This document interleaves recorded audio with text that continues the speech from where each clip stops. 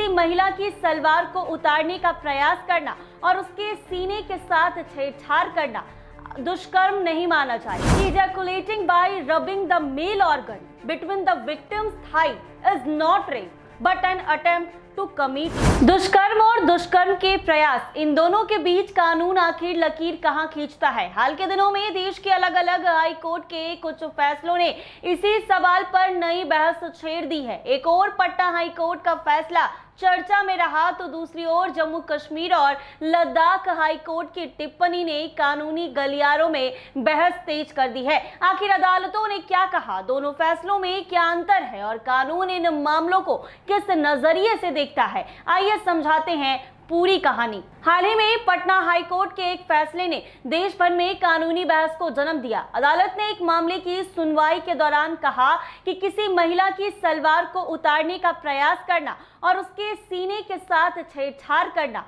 दुष्कर्म नहीं माना जाएगा। इसको दुष्कर्म के प्रयास का अपराध साबित करने के लिए ये पर्याप्त नहीं है। अदालत के अनुसार मामलों के तथ्य के आधार पर यह अधिकतम भारतीय दंड संहिता की धारा 354 यानी महिला की लज्जा भंग से जुड़ा अपराध बन सकता है। पटना हाईकोर्ट का यह फैसला सुप्रीम कोर्ट में भी चर्चा का विषय बना।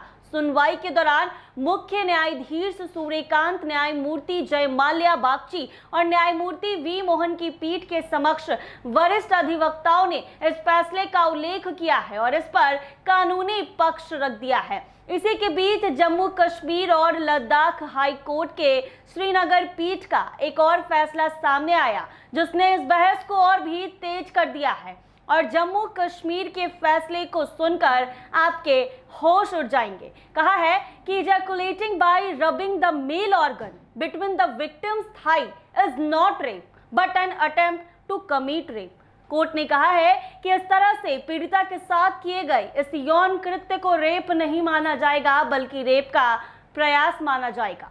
अदालत ने माना है कि उपलब्ध मेडिकल साक्ष्य से वास्तविक पेनिट्रेशन की पुष्टि नहीं होती है, लेकिन आरोपी की हरकतें दुष्कर्म करने के स्पष्ट प्रयास को दर्शाती है। इसी आधार पर अदालत ने अपराध की कानूनी श्रेणी को रेप के बजाय रेप के प्रयास के रूप में माना है। अदालत ने इसी मामले में आरोपी की सजा भी संशोधन कर दी। पहले की गई 10 साल की सजा को घटाकर 5 साल कर दिया गया। कोर्ट ने स्पष्ट किया है कि अपराध गंभीर था, लेकिन उपलब्ध साक्ष्य के आधार पर इसे पूर्ण दुष्कर्म के बजाय दुष्कर्म के प्रयास की श्रेणी में रखा गया। इन दोनों मामलों के सामने आने के बाद एक बार फिर ये सवाल उठने लगे हैं कि दुष्कर्म और दुष्कर्म के प्रयास के बीच आखिर कानूनी सीमा क्या है? कानून प्रत्येक मामलों का फैसला उसके तथ्य, उपलब्ध साक्ष्य, मेडिकल रिपोर्ट और गवाहों के आधार पर करता है। इसीलिए अलग अलग मामलों में अदालतों के निष्कर्ष भी अलग हो सकते हैं। फिलहाल इन दोनों फैसलों ने कानूनी विशेषज्ञ, सामाजिक संगठन और आम लोगों के बीच नई बहस जरूर छेड़ दी है। एक पक्ष इन फैसलों को कानून की तकनीकी व्याख्या मान रहा, जबकि दूसरा पक्ष महिलाओं की सुरक्षा और न्याय व्यवस्था के व्यापक प्रभावों को लेकर सवाल उठा रहा।